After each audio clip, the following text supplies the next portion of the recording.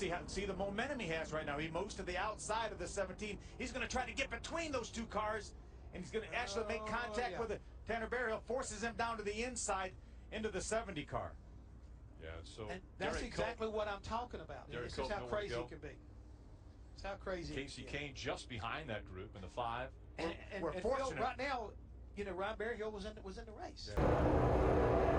You see the 21 and the 22 made a little bit of contact, and it pushed the 22 Logano down into the side of the 6 car.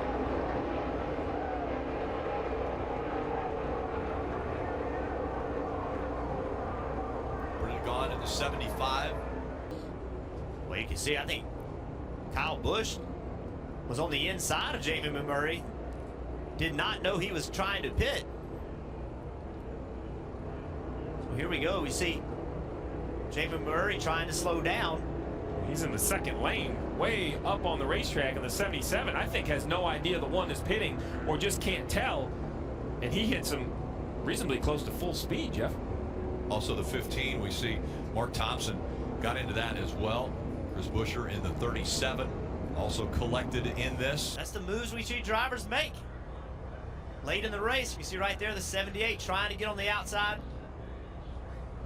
And this is what we've talked about all week. Why do the playoff drivers fear Talladega? Because of this. Every one of these drivers, the 18 of Kyle Busch, the 17 of Ricky Stenhouse-Schuster, the 48 of Jimmy Johnson, you see heavy contact there as well. 4 of Kevin Harvick. They have to be in the middle of this pack. They have to fight for the points. That's why those stages are so important. Think about the points that were gained by Keselowski, Blaney, even Johnson. He got 10 points in over the stages. That's going to take a little of the sting away from this accident. See what happened here. Kind of ran into a roadblock. Gordon and Martin did. Boy, he just about clipped Jeff Gordon too right there. Regan Smith did. You can see that. But it was like Mark got detached from the 24 of Jeff Gordon just a little bit. Denny Hamlin stuck his nose in there, but Mark came back down. As they come to turn 3. Ooh. Looked like Blaney might have hooked. Was that Castle? Castle, I think it was, and that started at, and then Jeff Gordon gets pounded by Mark Truex Jr. He hit that wall hard, Jeff Gordon did. Now he drove away, Jeff Gordon. They're going to bring out some of that wide duct tape to take that hood back down. But overall, Ron Hornaday, who started toward the front of the field in 6th position, looked like he dodged a bullet. They're trying to put the hood pins back down on that Chevrolet and return him to the racetrack. All right, we're just watching the replay here as Hornaday and Buescher were battling side by side. That actually became 4 wide when they got connected up with another truck there on the back straightaway, and it all broke out there in front of you, Mike Bagley. Yeah, it did. It turned in 3 wide into 4 wide, and don't know if somebody didn't get the... Now Ryan Blaney was able to side draft, get that run, get to the inside of the 4. Here comes a huge run. John Hunter Nemechek to the rear bumper of Eric Jones, just shoving him to Ryan Blaney. Ryan Blaney goes from the top all the way to the bottom to try to block that run. More contact. Man, Stenhouse was so close to pulling ahead of Blaney. Wow. And look at that 10 car. And Almirola as he backs out at the line. How about that?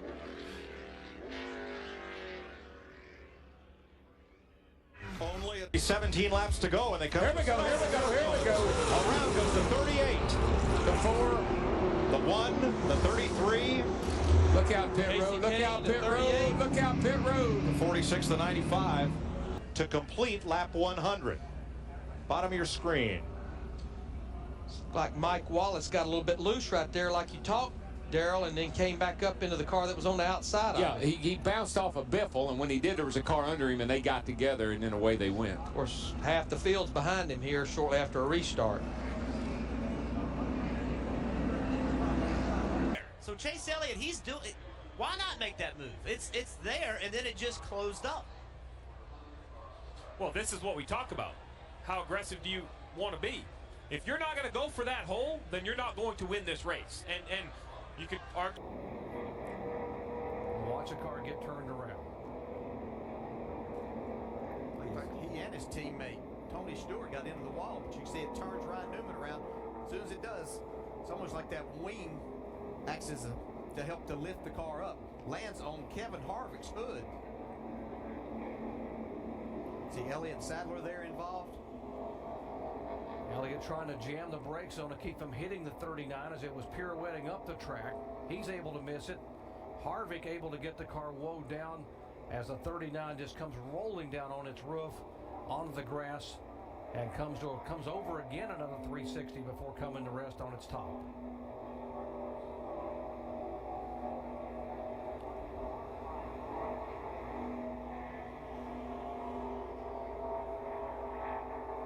Here is the initial contact. You see Chase's car yawed out just a tiny bit in the corner. They got him loose. That's the one. He was going to save it till that last little bump. I was just going to say, AJ, just be a little patient here. We got a little ways to go yet, and you got a pretty good car. Wow. In a moment. This is amazing footage, folks. Incredible camera work. Just remember, there's a driver in every one of those cars. Watch it. Well, that's a long, slow roll for Allmendinger. And look, both those cars end up pretty much together along with the mess that was Logano's car and Michael McDowell's. Harvick had damage in that, so did Trevor Bayne, Eric Jones, Matt Kenseth, all involved. And as a driver, Attack. Here it is, the 88. Probably thinking inside. He gets a big push right there. He's kind of always forced to make a decision, forced to go to one side or the other because of the aggressive push from the 22. If the 88 lifts and doesn't do anything, he's likely to turn into the fence. Yeah, just such a big push.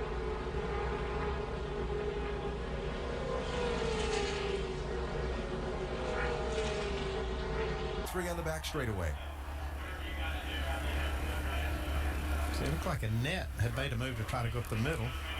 It looked like he was getting a push, and he was going to try to make this happen. That hole closed up. As you can see, as Kyle Busch went over, Brad Keselowski tried to go over.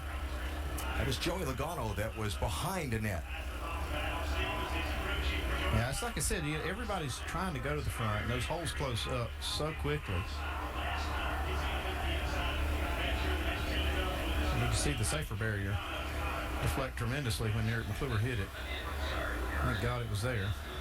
Yes. You can see just past this, there is no safer barrier.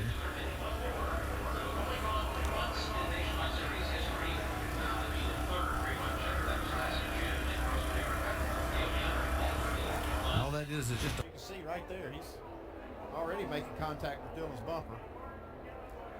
Wow, looked like Dylan might have just turned around. Yeah. It might have just been there. Wow, what contact that was. Oh, around goes the 22. A hard hit by Joey Logano. The 41.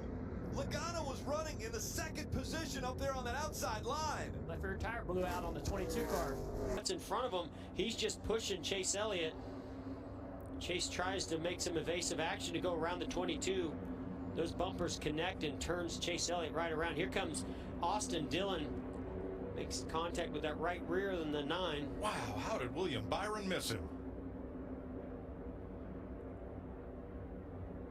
I wonder if that was as close. This probably comes from just a push that went wrong.